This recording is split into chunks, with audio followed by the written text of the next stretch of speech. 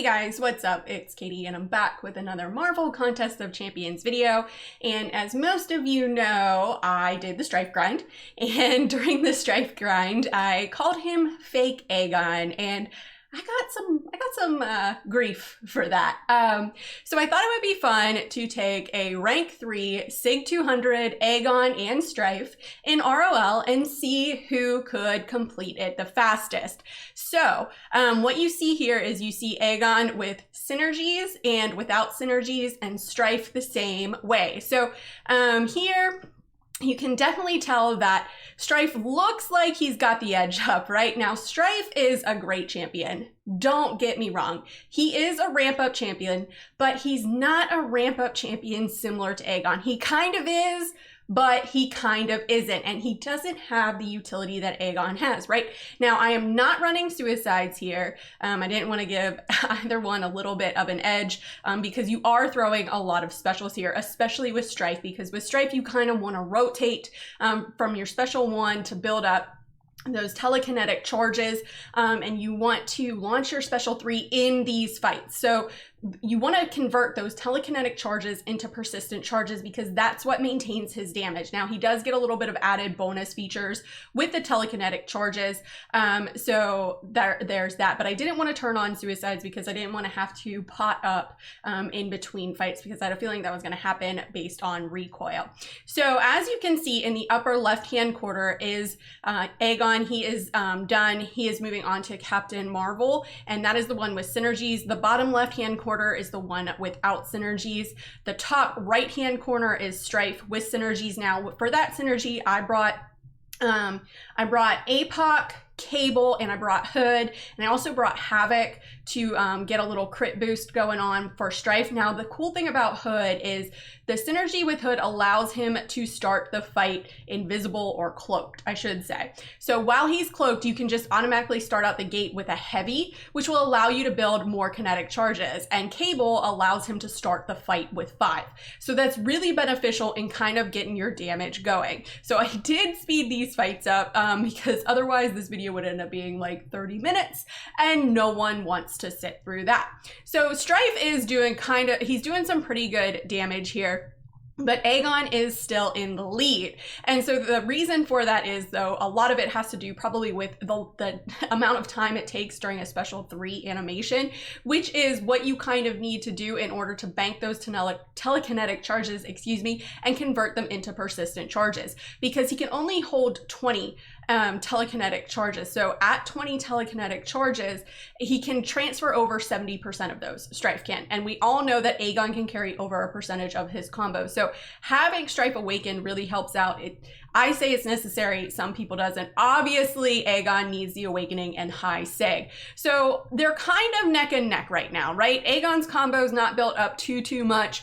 I think it's like 200 or something here. I can't remember what it was. It's kind of hard to see. And the thing here with Stryfe that I made sure I didn't want to do with Juggernaut is you can remove that unstoppable with Stryfe as long as you have telekinetic charges. So I tried not to do that because I wanted to maintain those telekinetic charges, because that's where his damage comes from. So what happens with Stryfe, if you're going against someone that's unstoppable, you can hit into them as long as you have a telekinetic charge. It will remove the unstoppable and it will stun them. So it makes him a great option for champions like, well, the champion in 6.2.6, because you won't have to worry about that. Obviously against Juggernaut thing as well. So you just kind of want to keep that in mind. But for here, I decided not to do that because I wanted to keep his damage up. So I wanted to keep those telekinetic charges up.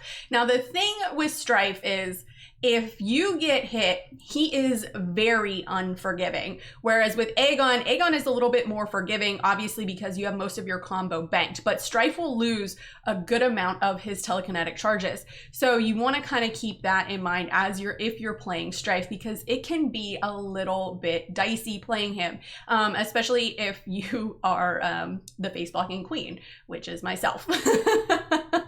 But you can see here that Aegon's ramp up may take a little bit longer than Stryfe's, but he is clearly he's doing a lot better in these fights. Now, Stryfe, you do want to keep those shocks on. That shock damage does help. I decided to keep the bleeds on with Aegon to kind of mimic a little bit the shock damage, even though it's more than the shock damage that Stryfe gets. But that's the way I played it here with Aegon. I didn't launch a special 3 because I didn't really need to, since I'm not running suicides. And I didn't really worry too much about banking charges. Also, or not, excuse me, not banking charges, but well, sort of banking charges. I didn't worry about doing the heavy and getting hit to get the extra fury, because even though that's kind of a good thing with Aegon, I didn't want to do that because that can really ramp up his damage.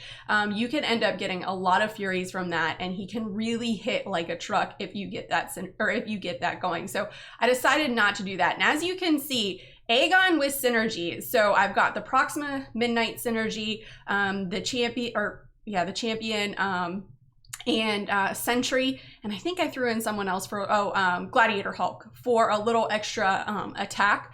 But otherwise, like, his synergies don't really do too much for him. While they're beneficial, you can see Aegon is still without synergies ahead of both Stryfe with and without synergies. Now, Aegon too comes with a lot of utility, because once he gets ramped up, obviously he has ability accuracy reduction, and also he can shrug. He gets that tenacity, so he can shrug anything put on him. And I was a little bit nervous when it comes to the Scarlet Witch fight with Stryfe, as you'll see, because I was like, I hope she doesn't poison me to death, because while Aegon will shrug that poison, Stryfe won't.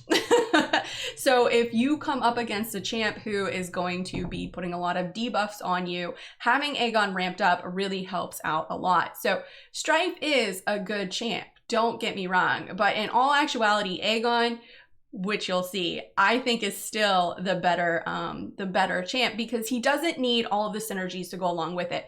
Stryfe really needs at least Apocalypse and Cable, and I say the Hood too, to start you out at that fight when you start out cloaked, because when you start out cloaked, you can build up your telekinetic charges faster. It's a lot easier to get them. It's a lot easier to convert them into persistent charges, which will still keep your damage. So running those synergies is really beneficial to Stryfe. Now, while he can put out the damage, it does take him longer without them. So you want to kind of keep that in mind. So here is the Scarlet Witch fight. So Scarlet Witch, Aegon without synergies and Stryfe with synergies. Now Aegon is of course shrugging whatever she puts on and is shutting her down, and Stryfe is getting kind of the brunt of it. So, and the bad thing too about Scarlet Witch is she will power drain you, and Stryfe does need to launch his specials. While he can do a good amount of damage off his heavy, he does a ton of damage off his heavy. Think of it like Colossus level damage almost. It's right up there. So he is a good candidate for the Abyss if you don't have Aegon. If you have Aegon, I still stand by the fact that you should take Aegon into the Abyss over Stryfe. Now, with that being said, if you don't have Aegon, Stryfe is a solid option, especially if you have Apocalypse and Cable. So, but if you don't have Apocalypse and Cable to go along with him, I wouldn't recommend using him in the Abyss. It can be done, but it's gonna take a lot more work. So you can see here that Aegon is completely shredding this content in Realm of Legends.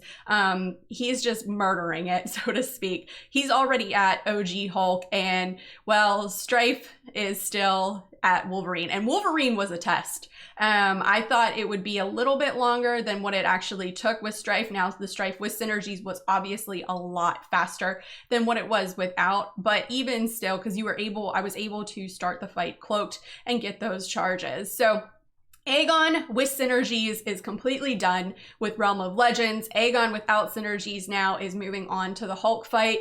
Stryfe with synergies is on Black Bolt. He's got him nearly down. And Stryfe without synergies is on OG or is on Wolvie. So it's close. It's close. I still think though that Aegon is the better champ for this.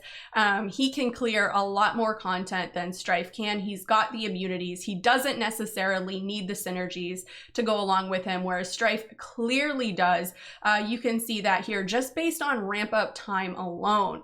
Ramp up time alone, Stryfe without synergies lags behind a lot, whereas Stryfe with synergies is just behind. I mean, he's cruising, right? He's got OG Hulk pretty much done. Now, I could have weaved in a little bit more heavies in there, but it's kind of tricky because the AI isn't always as aggressive in Realm of Legends as what you would like it to be. So that's kind of sometimes the problem here with Realm of Legends. But it's a good kind of testing place for damage or that sort of thing. And that's kind of what I like to do. But Aegon here for me is still reigning king here, and Stryfe, well, while he's a good champion, he's definitely no match for Aegon, especially without synergies. So, but anyways, guys, that's all that I got. Let me know in the comments below, what do you think of this video? Do you think I rotated Stryfe correctly, or should I have done something differently? Did I bring in the correct synergies for Stryfe, or should I have brought in some other ones? Let me know in the comments below and let's discuss. As always, guys, thanks so much for watching and enjoy this quick word from Kevin Smith. Hey man, it's me, Kevin Smith, and if you enjoyed the mediocre Mcoc video full of scrub gameplay, then show Katy some love by hitting like and subscribe, man. Katy don't ask for much. Katy did ask for this. Katy did.